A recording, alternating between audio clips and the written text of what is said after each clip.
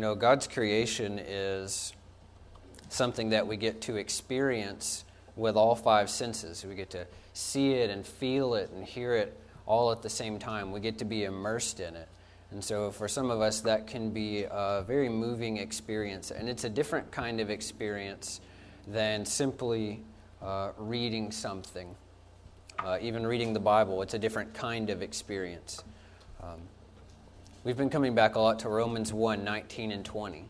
For since the creation of the world, his invisible attributes, his eternal power and divine nature have been clearly seen, being understood through what has been made, so that they are without excuse. The Bible itself provides so much specific and comprehensive information for us. It gives us everything in the detail that we need, with the specificity that we need. It reveals God's Word in this comprehensive way. But the creation also offers powerful illustrations and profound experiences of a different kind. As we've mentioned before, it's a lot easier to misinterpret information that's less specific. So I wouldn't recommend getting doctrines from creation, but I would recommend learning more about God from creation, as this verse suggests. So what better place to talk about God's creation and to seek to learn about Him from it than starting in Genesis and looking at the account of creation. It says, beginning with the first verse of the Bible, "In the beginning God created the heavens and the earth." And we read, "God said, 'Let there be light,' and there was light. God saw that the light was good, and God separated the light from the darkness. God called the light day, and the darkness He called night. And there was evening and there was morning, one day." I'd like for us to go through all 7 days of creation and consider what He created on each day and what we can learn about Him from that thing that He created. So first there is light. And God Himself uses the illustration of light often in His Word, and He refers to Himself as light. I believe this teaches us about God's victoriousness, and I'll elaborate on that as we look at these verses. In John 8:12, Jesus again spoke to them, saying, "I am the light of the world. He who follows me will not walk in darkness, but will have the light of life." And Matthew, in recording what Jesus did on the earth, quoted Isaiah 9:2, when he said, "The people who were sitting in darkness saw a great light, and those who were sitting in the land of the shadow of death, upon them a light dawned." We learn from Revelation 21:23 that God is the light in heaven as well. It says, "The city has no need of the sun or of the moon to shine on it, for the glory of God has illumined it, and its lamp is the Lamb." So why would God use light as an image of Himself, or Jesus say, "I am the light"? One thing that we can observe from a scientific standpoint, but just from a day-to-day experience standpoint, is that light overcomes darkness. That light can be hidden from, it can be ran away from, but it cannot be actively opposed. Something about light is active and darkness is passive. You can walk into a dark room, and if you light a candle or turn on a flashlight, you don't have to worry about whether the darkness is going to keep that light in where it can't get out. That light is going to shine out and overcome the darkness. Maybe that's because darkness is really the absence of light. And wherever the light is, the darkness has to go away from. That's a picture of God's victoriousness. That's why He would say, "I am the light." And when Jesus came, light was shining into the darkness because He's victorious. We know that in a sense He has already won the battle. Something else we can learn in more of a contemporary setting from light is God's inscrutability. That is His mysteriousness. The fact that we can't understand everything about Him. I base this on this scientific discussion of whether light is a particle or a wave. Because without getting into the deep science of it, scientists observe things that make it seem like light is a particle and make it seem like light is a wave. But those two things are logically impossible for them both to be true, it would seem. It's so mysterious. There's a lot of things like this in science that no one has an explanation for and that seem to actually defy logic itself. And yet God created them that way. He created things that are just out of our reach.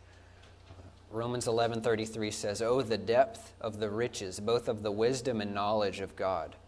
How unsearchable are his judgments, and how unfathomable his ways." There's a lot that we can learn about God, but there are some things that we may not understand on this side of the grave, or who knows, maybe there's things about him we'll never understand. There's something mysterious about him because he is more complex than we can imagine, of a different nature than we could even fully understand. Let's go to the second day of creation. Then God said, "Let there be an expanse in the midst of the waters, and let it separate the waters from the waters." God called the expanse heaven, and there was evening and there was morning, a second day. So what's translated from the Hebrew here as heaven is what we would commonly call the atmosphere in our modern language. It's the sky that's above us and around our earth, with the clouds that send down rain. So what can we learn from our atmosphere, from the heavens that are above us? Well, I'm going to show you a couple pictures. The one on the left is me, and this is, I think, the highest I've been while standing on the earth, and that's at 13,000 feet. And you notice as you start to go higher and higher, eventually there's no more trees because it's not enough oxygen for trees. And eventually there's no more flowers. Eventually there's nothing but rocks and rock badgers up there. And you start to get more and more out of your element. You start to get more and more out of breath, more and more dizzy.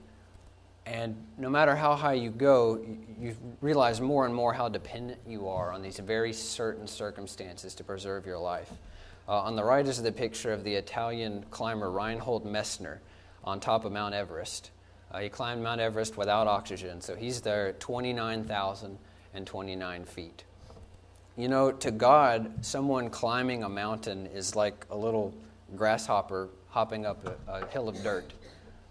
But to us, it stretches our limits, and it reminds us of how dependent we are and how frail we are. Even just walking up a mountain can bring us to our knees.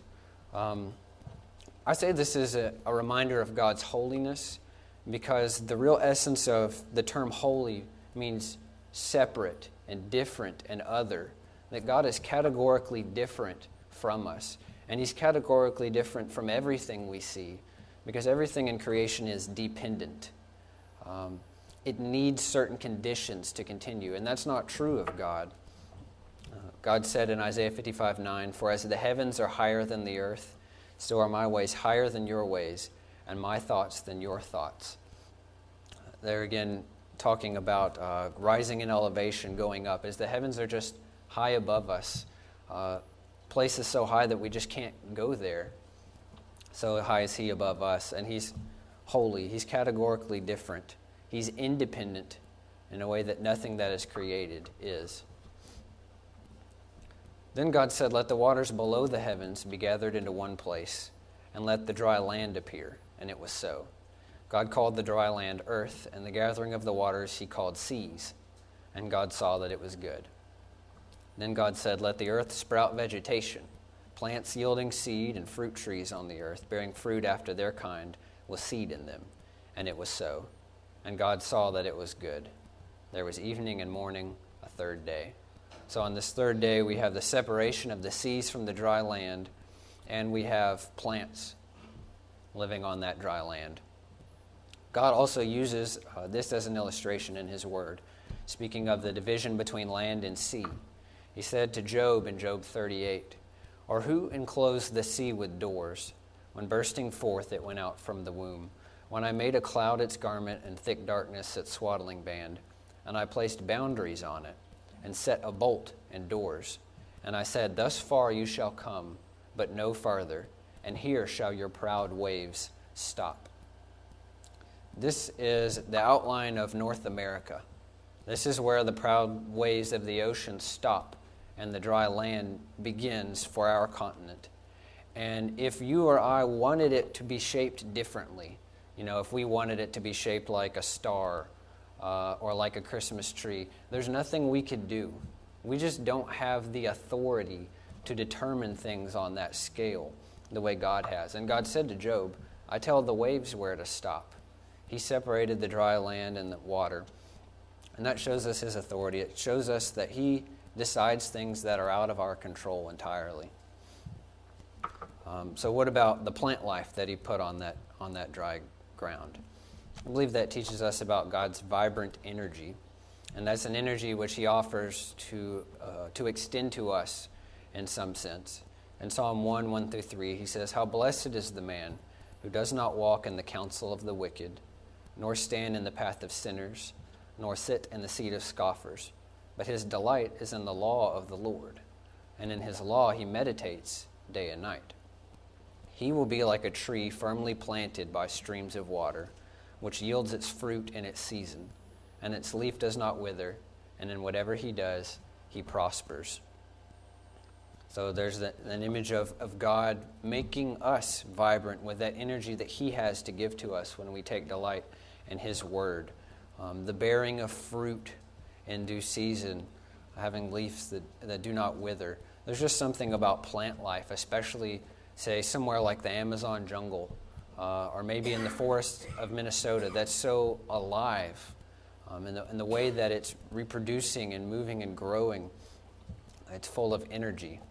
And God put that energy into it. Then God said, Let there be lights in the expanse of the heavens to separate the day from the night. And let them be for signs and for seasons and for days and years. And let them be for lights in the expanse of the heavens to give light on the earth. And it was so. God saw that it was good. There was evening and there was morning, a fourth day. So on the fourth day, God puts all the stars in the sky and the sun and the moon. And he also uses them to indicate the seasons to the people of the earth. Well, certainly from all the stars in outer space, we learn of God's immensity. In Jeremiah 33:22, we read, As the host of heaven cannot be counted, and the sand of the sea cannot be measured, so I will multiply the descendants of David, my servants, and the Levites who minister to me. The better our technology for observing outer space becomes, the more true we realize that it is that the hosts of heaven can't be counted. You know, people throughout history have sought to catalog the stars. They may have counted 1,000 or 2,000 stars. I want to show you this picture and then explain it. This is a picture of 1/13,000,000th of the night sky. It's a size of a 1 millimeter by 1 millimeter speck if it's held away from you 1 meter away. So just a tiny little piece of the sky. What scientists did is they took the Hubble telescope and they aimed it away from all visible stars or from any bright lights, just at a completely dark place in the sky. And they left it there for 4 months just to look into space. And in this picture, although you can't see them all, there are over 10,000 galaxies, an estimated 100 octillion stars, which is 1 with 29 zeros. That's 1/13,000,000th of the night sky, a place where if you looked up, you would just see total darkness. You wouldn't see anything there. And yet there are at least 10,000 galaxies in that little tiny sliver of space. And you know, we haven't known that until fairly recently as human beings. We haven't had the capability to even see that small into the sky. It's amazing to think that God made something that vast for us to discover, so that even as man might have the tendency to become more arrogant and to think about his inventions, he would continue to discover with his inventions just how much bigger God was than he, and how much more power God has. Now, from a more down-to-earth standpoint, you think about what the stars do for us, and what he said in Genesis, it was that they were a sign for the seasons. So there's also something we can learn from the seasons, and I believe that's God's constancy. He said in Genesis 8:22, while the earth remains, seed time and harvest, cold and heat, summer and winter, day and night shall not cease. There is this reliable nature to the world around us. We experience every 24 hours, day and night, dark and light. We experience every 365 days, the cold and the heat, the cycle of agriculture where we have a time to plant, time to harvest. And that shows us his constancy, his reliability, his faithfulness. Genesis 5:43 through 45, or that must be supposed to say Matthew 5. It says, "You have heard that it is said, 'You shall love your neighbor and hate your enemy.' But I say to you, love your enemies and pray for those who persecute you, so that you may be sons of your Father who is in heaven. For he causes his sun to rise on the evil and the good, and sends rain on the righteous and the unrighteous." Something about the fact that day and night and warm and cold and the seasons happen to everyone shows us something about God's constancy to all people and his fairness to all of us. We know we all have an open invitation to be the prodigal son who goes home to God again. And we know that he sends his rain on the righteous and the unrighteous. As we continue to read through Genesis, "Then God said, 'Let the waters teem with swarms of living creatures, and let birds fly above the earth in the open expanse of the heavens.' God created the great sea monsters and every living creature that moves, with which the waters swarmed after their kind, and every winged bird after its kind. And God saw that it was good. There was evening and there was morning, a fifth day." You know, there's a lot of creativity. There's almost an artistic sense to the things that we see in sea creatures and in the birds of the air, and I believe it shows us God's creativity. These are images of what's called bioluminescence, and that is life forms that produce their own light. I've been told that even human beings produce a tiny amount of light, but you'd have to be somewhere extremely dark and have a really specific measurement to catch it. But these life forms, it's easy to see. You know, this is down in the depths of the ocean where no one has been able to go until recently, where it's extremely cold, dark. It seems that no sunlight reaches there. And yet there's these creatures down here that glow on their own. On the top right, it almost looks like a carnival ride or something. You've got yellow and green and blue and red glowing.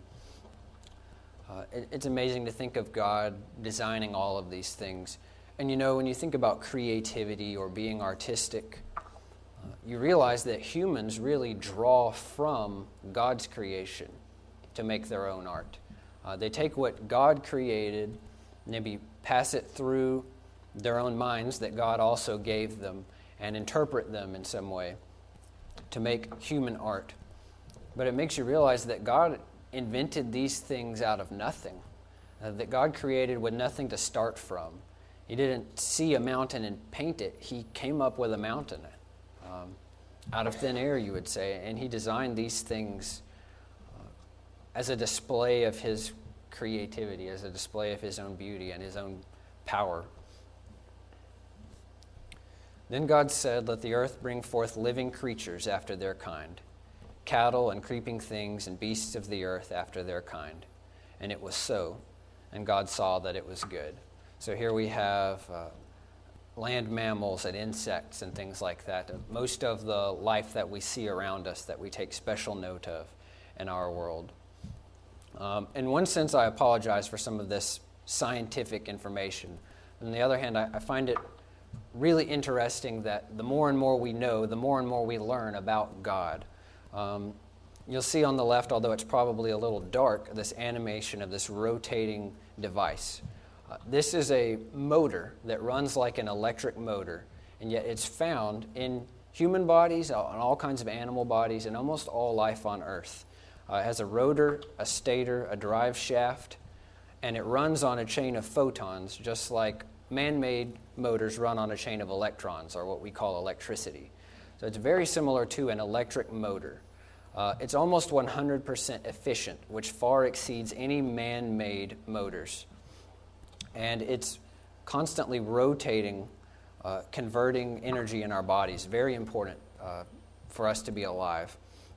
What's interesting about this really complex, efficient motor that runs on this chain of protons that has all these specific moving pieces is that it was actually discovered after the electric motor was invented by man.